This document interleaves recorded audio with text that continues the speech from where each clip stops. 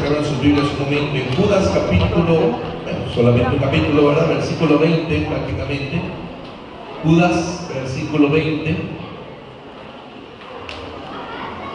Si no, vamos a estarlo leyendo en la pantalla, pero tenga su Biblia abierta para que usted vaya marcando estos pasajes y considere el énfasis que todo este mes vamos a estar haciendo.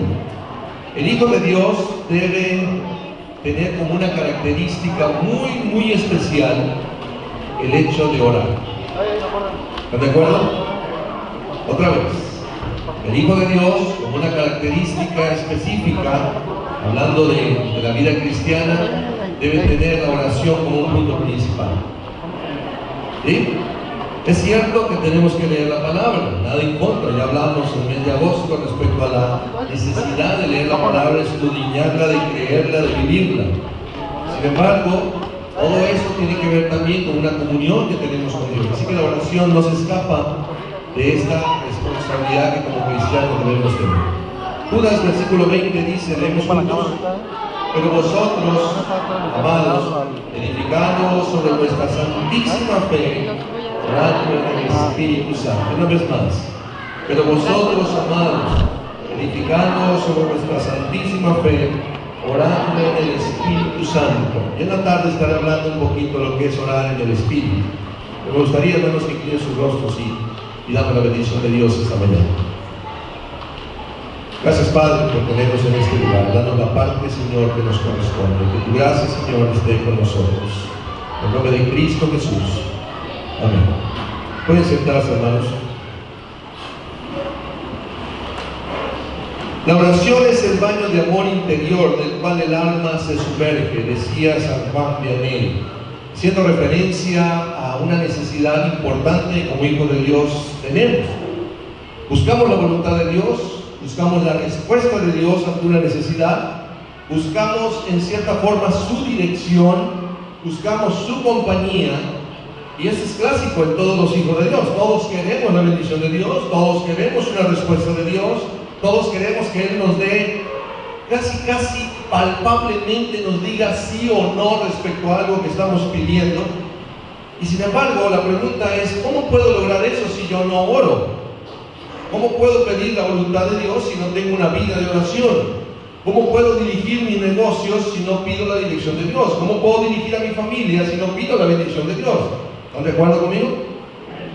Porque de repente parece ser que queremos todo eso, ¿verdad? Queremos que nos vaya bien en la familia, queremos que nos vaya bien en nuestros negocios, queremos que nos vaya bien en todo lo que emprendemos, pero de repente parece ser que nos desconectamos de esta parte tan vital en la vida cristiana que es la oración. Un hombre de oración, una mujer de oración, definitivamente tendrá la dirección de Dios, y aún, déjenme decirles algo, lo voy a tocar más adelante, la exhortación de Dios. Porque en la plática diaria que tenemos con Él, debemos tener en cuenta que somos expuestos a un examen respecto a su Santo Espíritu, de tal manera que al ser expuestos a Él, el Señor puede decir, ¿sabes qué? No andas bien aquí. Y eso es lo bueno de esto, ¿no? Porque te dicen, no andas bien en esto. Pero no te preocupes, qué bueno que estás aquí con quién, con el máster, ¿no? Qué bueno que estás aquí con el máster. Te voy a enseñar. Sacaste 0 en matemáticas aquí, pero yo no te preocupes, soy el maestro y te voy a enseñar cómo hacerlo. Esa es la bendición más grande de exponernos en la oración. Se imagina estar viviendo la vida de una manera equivocada y aún así seguir insistiendo en seguir reprobando y no asistir o no buscar al maestro. Es una cosa ridícula, pero al final de cuentas pasa en nuestra vida. Sabemos que hay personas expertas en cada cosa, pero si algo nos caracteriza como seres humanos es que nos encanta pensar que sabemos todo. Y como sabemos de todo y todo, queremos arreglar toda la vida de todo. Y tan así somos que sabemos arreglar la vida de otros. Y por ahí nos dice, ¿no? En casa de Herrero, ¿qué? Dice Juan José 18:23. En casa de Herrero, asadón de palo. Pasa, ¿no? Increíble que de repente le diga yo a alguien, y parece que el momento de oración sea cuando alguien te habla de una situación tan difícil y de repente tú sacas tu frase muy cristiana: estaré orando por ti. Esa frase, estaré orando por ti, son promesas que hacemos. Y aquí el desafío, hermanos, es que cada vez que usted diga eso, realmente se comprometa a cumplir esa oración. Estaré orando por ti. O si no, mejor diga, ¿sabe qué, hermano? Si me acuerdo, voy a orar por ti. Sea sincero. Se oye mejor, ¿no? Si me acuerdo, hermano, pues voy a orar por ti. Pero siempre prometemos, oraré por ti. He estado orando por ti. Estaremos clamando por ti. Es importante que cada promesa que usted haga de oración la cumpla. Le voy a decir por qué. Porque la oración de intercesión es una oración muy poderosa. Es una oración que al exponerte a Dios te hace sentir prácticamente la carga del otro y te hace ver qué tan digno eres delante de Dios para pasar la vida del otro y ponerla en las manos de Dios. Imagínate, yo llevar la vida de otro a los pies de Cristo en oración es un paquete muy serio. Es una oración muy poderosa. A la vez es una oración muy bendecida, porque resulta que a través de esa oración tú eres fortalecido. Y eso es lo bonito de esto. De hecho, ahí en Isaías capítulo 6, versículos que leía hace ratito nuestro hermano, hace alusión a esta experiencia. Cuando tú te expones al maestro, dice Isaías, llegando con su dolor, se había muerto el rey Ezequías, y por supuesto tenía tristeza, estaba en su duelo. Y como era su costumbre, ir al templo, pues dijo, pues voy a orar. Y voy a pedir que Dios me dé sabiduría, me dé fortaleza en medio del dolor por la pérdida del gran amigo que se ha muerto. En medio de esto, en el año que murió el rey Usías, vi yo al Señor sentado sobre un trono alto y sublime, y sus faldas llenaban el templo. Y por encima de él había, vean conmigo, serafines. Cada uno tenía 6 alas. Con 2 cubrían sus rostros, con 2 cubrían sus pies, y con 2 volaban. Y el uno al otro daba voces diciendo: Santo, Santo, Santo, Jehová de los ejércitos, toda la tierra está llena de su gloria. Y los quiciales de las puertas se estremecieron con la voz del que clamaba, y la casa se llenó de humo.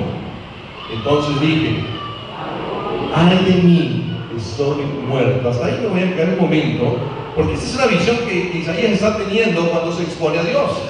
Llegó a orar. Y la verdad, hermano, del asunto es que mientras leía y estudiaba este pasaje, me preguntaba cuántas veces hemos estado en el trono de Dios sin Dios, o hemos estado en el altar pidiéndole a Dios sin Dios. Tiene sentido, porque cuando Dios hace presencia en nuestra vida, siempre debe haber cambio. ¿Captaron esa parte?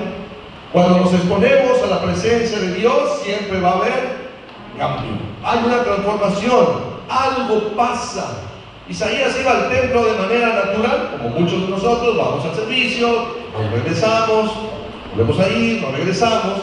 Y este señor, ese día, a Dios se le ocurrió visitar. Porque si no, todos los escritores del Antiguo Testamento que estuvieron en el templo hubieran puesto un capítulo entero para referirse que cada vez que entraban al templo pasaba esto. Pero Isaías lo escribe de manera muy especial porque él está teniendo una experiencia muy única. Y exponerse a Dios es cosa seria, porque resulta que apareció una visión tan así que aparecieron serafines, querubines, y aquello se estaba volviendo algo extraordinario, estaba metido. Pero cuando se oye la voz de Dios, cuando se oye esa voz del Santo, Santo, Santo, es cuando de repente él empieza a darse cuenta del mundo que es. ¿Qué les decía hace rato del examen? Cuando tú te expones a Dios, Él te hace ver que hay una necesidad en ti muy clara. Claro, dice el pasaje que él empezó a clamar: soy muerto. Yo creo que esto no lo soportaba. Era una presencia tan fuerte que dijo: hasta aquí llegué. Yo creo que me muero. Sin embargo, dice el pasaje que voló uno de los serafines y teniendo en su mano un carbón encendido, lo tomó del altar con unas tenazas y fue y se lo puso en la boca. Y le dice: he aquí, esto tocó tus labios, es quitada tu culpa y limpio tu pecado. Más adelante surge otro sermón muy interesante, porque dice el versículo 8 que cuando dijo Dios: entonces, ¿a quién enviaré? ¿Y quién irá por nosotros? Y entonces contestó Isaías: heme aquí, envíame allí. Heme aquí, envíame a mí. ¿Qué quiero decir con esto? que de repente se predica demasiado del heme aquí, envíame a mí, pero no se habla de la otra parte. Antes de poder decirle heme aquí, envíame a mí, tiene que haber una purificación prácticamente del individuo que va a ser usado para llevar el mensaje de Dios. ¿Están de acuerdo? Y para eso este individuo tiene que estar en la presencia de Dios. Y ese individuo debe llevar conciencia de que cada vez que se expone a la presencia de Dios, va a ser confrontado en su necesidad. Hermanos, venir a la casa de Dios es para eso, para ser confrontados por aquel que puede transformar nuestra vida.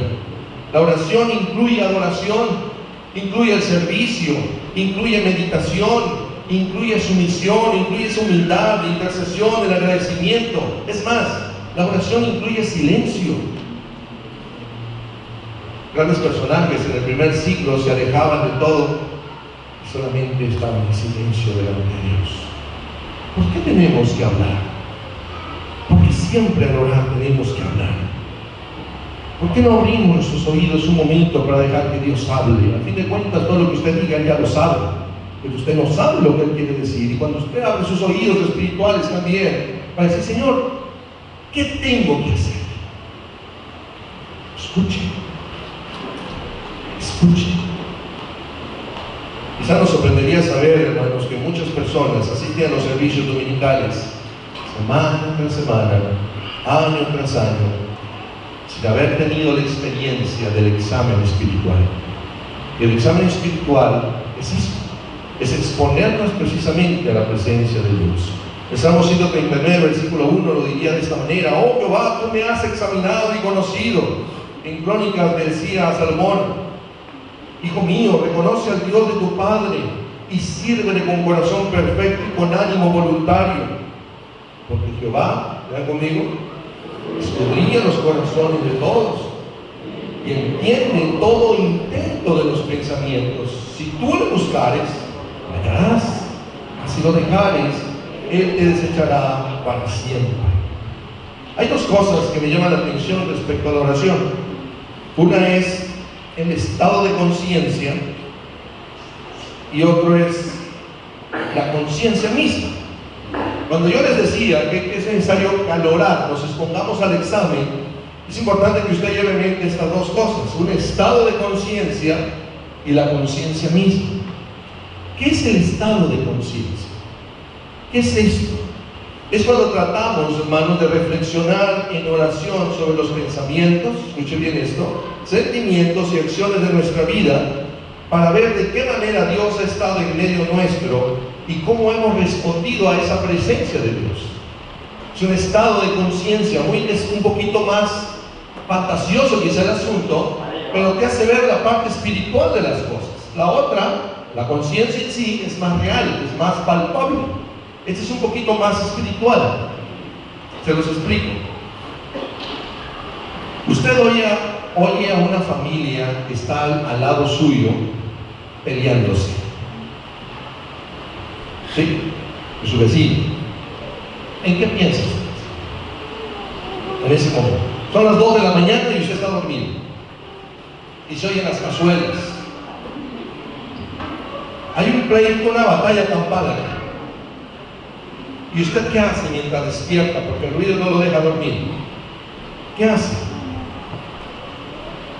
Hay estos vecinos. Fíjense la reacción de un estado de conciencia. Cuando no tenemos el examen de Dios, un estado de conciencia sería: ¡ay, esos vecinos, qué bárbaros! O cuando te ponen la música de banda, todo lo que da, ¿no? Tú también dormido, pero de repente no sabes, estabas soñando bien bonito y de repente te cambiaron el canal mientras dormías. Y tu estado de conciencia, cuando estás representado por la presencia de Dios, no ve ruidos, no ve a unos vecinos molestos, no ve a una pareja que se está agarrando a golpe y dice: qué bárbaro, voy a llamar a la policía. Tu estado de conciencia es capaz de percibir el clamor de aquellos que necesitan de Cristo, y en ese momento casi estás clamando por el amor de Dios, para que Dios bendiga a esa familia. ¿Me expliqué? No estoy viendo a unos enemigos, no estoy viendo a unos vecinos que me quieren acabar mi sueño. Estoy viendo el clamor. Ellos no te van a gritar: ten misericordia de mí. Ellos no van a gritar: necesito a Cristo en mi vida. Lo van a hacer a través de sus acciones. Lo más terrible es cuando no tenemos que interceder por los inconversos, sino por los hijos de Dios que andan metidos en el mundo. Esa parte es la que más me preocupa. Cuando mi estado de conciencia me hace ver, ¿dónde estás? ¿En dónde te metes? ¿Por qué te expones? ¿Por qué de repente dices, ¡ah, qué bonito! Todo estuvo bien padre allí en el mundo, todo muy bonito, pero de repente tu estado de conciencia te dice, sí, pero tú como padre o como hermano en Cristo estás viendo esa situación en esas personas y dices, ¡ah, Señor, dale necesidad de ti! Que haya una necesidad, que haya una angustia, porque se están alejando de ti y a medida que les va gustando el mundo, se van alejando de ti, aunque esto parezca muy bueno. ¿No le pasó a usted a lo mejor como padre? ¿No le pasó? Que de repente empezamos a discutir con los hijos sobre qué es bueno y qué es malo. Es tremendo, ¿no? Cuando ellos nos quieren convencer, no tiene nada de... ¿Cómo dicen? Otra vez, no tiene nada de... Pero pues a Dios hallado y aquí... Y acá están los padres clamando, por favor, Señor, cuídamelo. Por ahí se habla a veces de ese pasaje, con lazos de amor, tráemelos. Con un chicote, tráemelo, ¿no? Ya no saben ni cómo orar, pero tú quieres de otra manera que no se alejen, que no se pierdan. Es un clamor incesante, porque es una desesperación. Qué curioso, tú sabes que están bien físicamente, tú sabes que están bien aún mentalmente, tú sabes que pueden estar bien económicamente, socialmente y todo lo que te viene en mente, menos espiritualmente. Y tu estado de conciencia, cuando te haces el examen de estado de conciencia, te das cuenta que se está perdiendo de algo más importante que todo lo que ha ganado. Está perdiendo de la presencia de Dios en su vida. Por lo tanto, nuestro clamor debe ser todavía más fuerte. ¿No cree usted? Ese es un estado de conciencia. Si yo veo a alguien allá afuera, en el mundo, está pecando, pero a la vez está contento, está clamando, hay que aprender a traducir eso como una necesidad espiritual. Y entonces me doy cuenta que esas personas me están pidiendo ayuda, me están diciendo, ora por mí, ora por mí. ¿Me expliqué? ¿Qué hace entonces la conciencia en sí? Cuando pasamos del estado de conciencia más espiritual y entramos a un estado de conciencia más real, es cuando te das cuenta que la vida cristiana vale la pena. Te das cuenta, tu hablar transforma a otros. Tu manera de ver las cosas físicamente las ves como Dios quiere. Es decir, la oración pasa a un plano real. Ese es un estado de conciencia más específico. Es ahí donde tú llegas al altar y le dices, examíname, oh Dios, y conoce mi corazón. Pruébame. ¿Y conoce qué? Mis pensamientos. Y ve si hay en mí, léalo conmigo, ve si, porque es una oración, ve si hay en mí camino de perversidad y por favor, Señor, haz todo lo que puedas, pero guíame en el camino recto. Cuando yo tengo un estado de conciencia, yo percibo las cosas espirituales de otros, el clamor, pero cuando tengo la conciencia en sí, lo real, me doy cuenta de que yo necesito de Dios todo el tiempo. Prácticamente, hermanos, podemos decir, separado de Dios, nada. Ahí es donde se cumple ese asunto. Pero mientras yo no tenga ni el estado de conciencia ni la conciencia espiritual, voy a creer que no necesito a Dios. Y por lo tanto, como no lo necesito, ¿para qué oro? ¿Sí me expliqué? Es todo un proceso el ser cristiano, hermanos. Y necesitamos aprender a llevarlo lentamente. Tampoco se me acelere, pero dé pasos firmes. El desafío de esta mañana es que usted examine realmente cómo está su vida delante de Él. No busquemos a Dios porque ya se nos está cayendo el avión. No busquemos a Dios porque usted está a punto de firmar el divorcio. No busquemos a Dios porque usted tiene a punto de perder a su hijo en alguna situación, alguna enfermedad, alguna tragedia. Creo que ha sido un mensaje muy repetitivo por tantos años. Sin embargo, parece que se nos olvida. Debemos buscar a Dios en todo tiempo, ¿están de acuerdo? nos está yendo bien, gracias a Dios, agradezcamos a Dios. Ves a tus hijos en la mañana y dices, gracias a Dios, Señor, gracias por cuidarnos, ver el pan de cada día, y celebras eso. Oras tanto que hasta se te enfría la comida. No, ¿verdad? Casi se apúrate porque se va a enfriar. Isaías capítulo 5, versículo 20.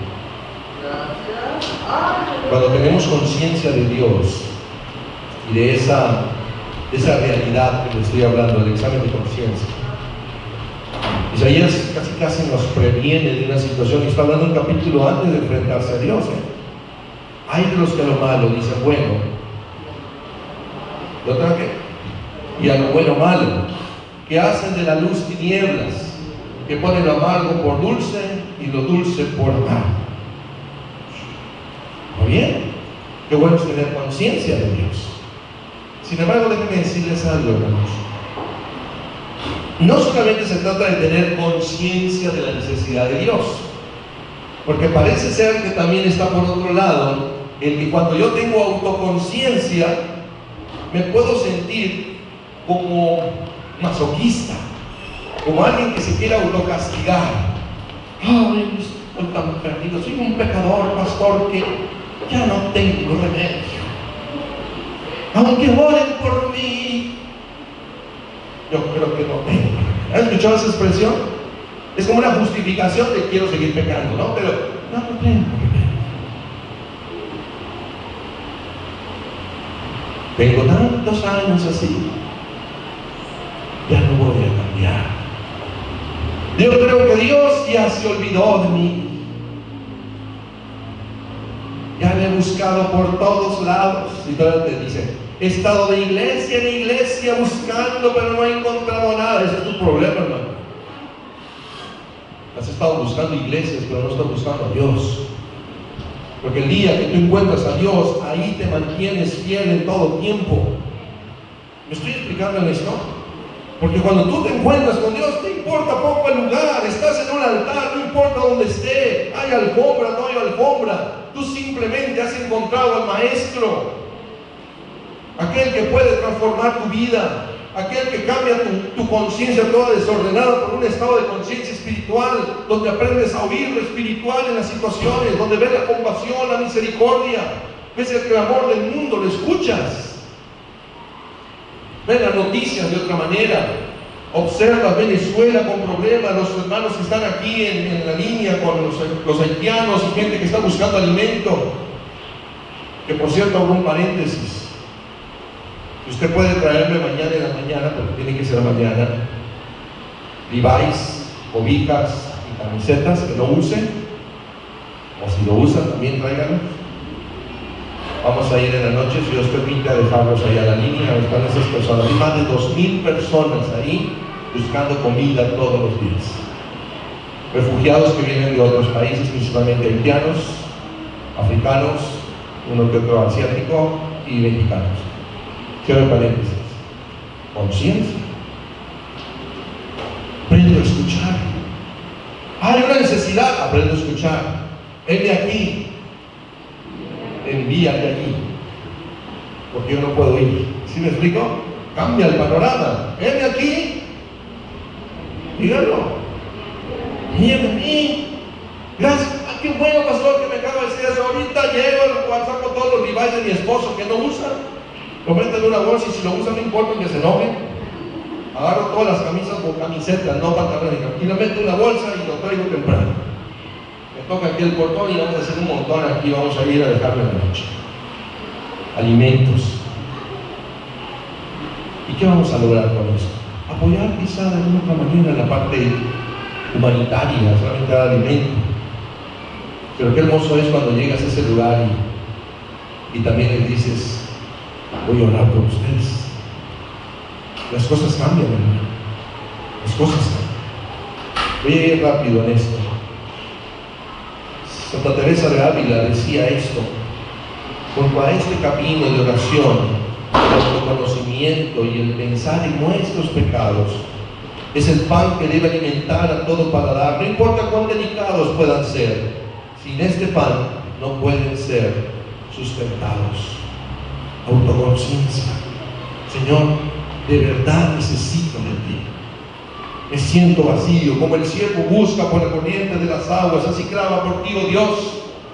El alma mía, mi alma tiene sed de Dios, del Dios vivo. Y entonces de repente el salmista empieza a exaltarse porque se da cuenta que Dios es una necesidad constante, ¿no? El apóstol Pablo le diría así: hermanos, os ruego por la misericordia de Dios que presentéis vuestro cuerpo en sacrificio vivo, santo, agradable a Dios, que es vuestro culto racional. Y aquí viene lo bueno, hermanos. Pastor, ¿por qué? Si he escuchado tantas veces las mismas cosas, si mi abuelita, mi bisabuelita, toda mi familia ora por mí, ¿por qué no cambio?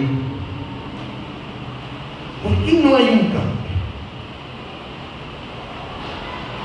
Interesante pregunta, ¿no? Porque yo les aseguro que muchos van a decir: bueno, sí es cierto, hemos intercedido y no cambia. Bueno, me regresaría al primer sermón de este mes: tengan cuidado con lo que ora. Asegúrese que realmente su oración esté basada en una verdadera necesidad y no únicamente en un querer. Cierro paréntesis. Ni siquiera quiero hablar, pero cierro. ¿Por qué no cambia? Me acordé de un hombre, un pastor, él llegó a un pueblito y de repente pues la iglesia, ¿no?, bien contenta: ¡ay, tenemos pastor nuevo y todo! Y el pastor empezó a hablar: no darán falso testimonio, no darán falso testimonio, y exhortaba a la congregación a esto, a que cuidaran mucho su testimonio. Pero resulta que en ese pueblo habían algunas cositas que tenían que cuidar. Había una madera que pasaba por ese pueblo, y esa madera se seleccionaba la que era más malita, por así decirla, para que se quedara en el pueblo, y la mejor se iba a otro lado. Entonces esa madera que era muy malita la tenían que sellar. Pero entonces los del pueblo empezaban a sellar la madera buena y mandaban la más malita.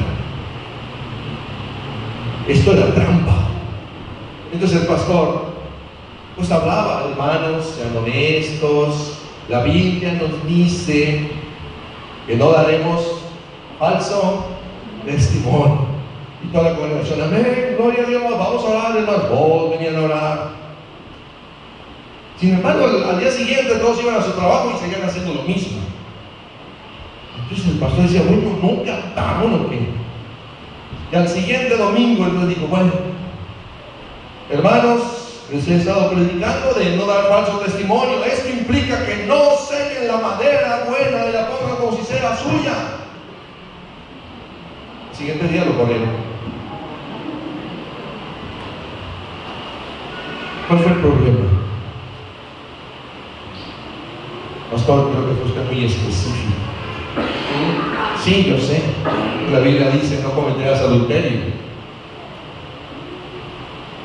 Si no hay un estado de conciencia, no hay un estado solamente de conciencia, reflexión de la pura conciencia, la realidad de la conciencia, no hay un escudriño, no me pongo en los pies de Cristo para que realmente me diga lo que tengo que hacer, es muy probable que el sermón solamente pase como una idea general, donde alguien se la tiene que aplicar, pero no es mío. No hay un estudio de tomar aquello y decir: ¿qué parte de eso es para mí? Si el pastor dice que no cometerás adulterio y yo estoy adulterando, me está hablando a mí. Dios me está hablando a mí a través de ese pasaje. Pero como no dijo el pastor: fulano de tal, que estás adulterando, por favor ve y arregla tu vida con Cristo, yo no voy a hacer nada. Mientras leía esta parte en una historia, me conmovía. Es Richard Foster, por si quieren buscarlo por ahí en uno de sus libros, que habla mucho de la confrontación de la palabra. Y decía: quizá nuestro problema es que nuestro mensaje es muy general y lo estamos dejando a criterio del que lo escucha, para que cada quien tome lo que cree que quiere tener. Pero como hay una autojustificación, nada es mío. Ahí te hablan, le dicen al otro, ¿no? Ahí te hablan. No darás falso testimonio, hermano. ¿Sí me expliqué esto? Habrá que desmenuzar el no darás falso testimonio. Vive una vida honesta, hermano. Habrá que desmenuzar eso. Habrá que ponerle nombre, fecha. Habrá que decir, por favor, ya no sellen los palos. No creo que sea necesario. Porque cuando alguien se expone a una oración sincera, hay cambio, hay transformación. No necesitamos ser tan específicos. Por eso la palabra de Dios solamente es general. No pone nombre, no pone apellidos. Lo deja a criterio de un individuo como usted, que tiene la capacidad de tomar esa palabra, desmenuzarla, hacer el examen de sí mismo y decir: Señor, gracias por esa palabra que está viniendo a mi vida y me está diciendo, corrige eso, por favor. Y es entonces cuando la oración tiene otro sentido, hay transformación. ¿Sí me explico? Transformación. Termino, hermanos, con este pasaje. El Señor Jesús, en Lucas capítulo 5, versículo 16, dice: mas él se apartaba a lugares desiertos y oraba. ¿Saben qué es lo interesante de este pasaje? Que en la Biblia no tenemos registrada ninguna oración de Jesús, más que cuando está en Getsemaní, y la otra que no necesariamente fue una oración, sino una forma de enseñarles a orar a los discípulos. Pero las oraciones privadas de Jesús, los momentos donde él se iba al desierto y oraba, no hay nada. No tenemos información de qué exactamente oraba en esos lugares desiertos. Pero lo que sí sabemos, y eso lo vemos aún en el monte de la transfiguración, es que cada vez que él oraba y se levantaba de la oración, venía transformado y lleno del poder de Dios para hacer maravillas. Eso pasa si te expones a la oración. Hay un ánimo, hay un gozo, hay una alegría. Estás viendo las cosas de otra manera, escuchas el clamor de aquel y a la vez vives tu realidad y dices: Señor, yo necesito ser examinado por ti todos los días, examíname, Dios. Y cuando pasa eso, entonces entiendo 1 Tesalonicenses 5:17, oro sin cesar. Entiendo la petición de Jesús cuando decía: oren para que no entren en tentación. Y entonces entiendo el primer versículo que leíamos al principio. Les invito a estar de pie, hermanos, y leerlo allí en Judas, versículo 20. Pero vosotros, amados, edificando sobre vuestra santísima fe, prácticamente dice: oren en el Espíritu Santo. Oren. ¿Qué es orar en el Espíritu Santo? Eso lo voy a predicar en esta tarde. Pero si usted tiene, hermano, la necesidad de venir a orar esta mañana para ser transformado, bienvenido. Bienvenido. No grite, susurre. Alguien me decía: es que a Dios hay que gritarle. Bueno, depende de qué tan lejos estés de Él. Porque si Dios está cerca de ti, no le vas a gritar. Al contrario, vas a hablar con una voz tan querida, porque vas a estar cara a cara con aquel que está contigo. Bienvenidos, hermanos. Nuestra oración esta mañana debe tener un sentido. Señor, transfórmame. Transforma mi conciencia. Creo que no necesitas ser tan específico conmigo. Creo que lo entiendo. Creo que entiendo qué tan lejos o qué tan cerca estoy de ti. No necesitas decírmelo. Bienvenidos, hermanos, a orar esta mañana. Decía esta señora Guillón: si el examen es solamente un autoexamen, siempre terminaremos con demasiadas alabanzas o demasiado orgullo. Pero bajo la luz penetrante del gran médico, solo podemos esperar lo mejor. Así que expóngase a Dios, hermano, esta mañana. Expóngase a Dios. Que sea una oración transformadora. Cuando usted le recomienda a alguien orar, lo haga por eso, no porque se siente bonito, sino porque salimos transformados. Expónganse, hermano, a Dios esta mañana. Bienvenidos, bienvenidos, hermanos.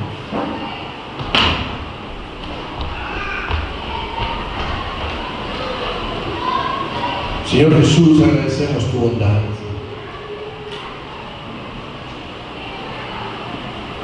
Cuando hacemos esta oración de examen, cuando revisamos este tipo de oración en nosotros, es retadora, es desafiante, es angustiante también, porque crea vergüenza. Sin embargo, Padre, tenemos que reconocer algo: es preferible estar avergonzados frente a ti y no en el mundo. Y es ahí, Señor, donde nuestra autoconciencia nos hace ver que tenemos una gran necesidad de ti. Cuando tu Espíritu Santo nos reclama y nos dice: necesitas más, necesitas orar más. Porque a medida que somos examinados por ti, transformados, aprendemos a tener un estado de conciencia y aprendemos a escuchar el clamor del que necesita de tu gracia. Pero también aprendemos a oír nuestra propia necesidad. Hay conciencia de una realidad que me hace clamar: examíname, oh Dios. Y bendito seas, Padre, porque tenemos a quien clamar. Podemos venir a ti, Señor. Gracias por tu iglesia que reflexiona cada día. Gracias, Señor, por esta congregación, que no necesitamos ser tan específicos. Creemos, Señor, en que podemos ser confrontados con tu palabra y cada uno tomar lo que le corresponde. Oramos cada domingo por eso. Danos la parte que nos corresponde. Trae conciencia, Señor, a nuestro corazón de las cosas que hay que corregir, y aprendamos a oír el clamor de aquel que necesita tu gracia. Abraza a tu pueblo, Señor, esta mañana. Aquel que necesita ser confrontado, aquel que necesita ser examinado, aquel que necesita ese carbón encendido, pero que al final se pueda decir: eres limpio de tu pecado, y por lo tanto estás listo para servir. Bendito sea tu nombre, Señor, esta mañana. De una cosa estamos seguros: una vez que nos metemos contigo, ya nada es igual. Hay cambio en nuestra vida, hay transformación en nuestra vida. En tus manos estamos esta mañana, en el nombre de Cristo Jesús. Amén. Amén. Dios les bendiga, hermanos. Salúdense. Quiero recordarles que tenemos nuestros alimentos en esta tarde para nuestro proyecto también de construcción. Les recuerdo a los varones mañana. Y por favor, si alguien va a traer Levi's o camisetas para mañana para donar a los hermanos que están ahí en la línea, sobre todo en los desayunadores, personas que vienen de otros países que se están quedando aquí, tráiganlo por favor en el transcurso del día de hoy o mañana en la mañana. Dios les bendiga, hermanos.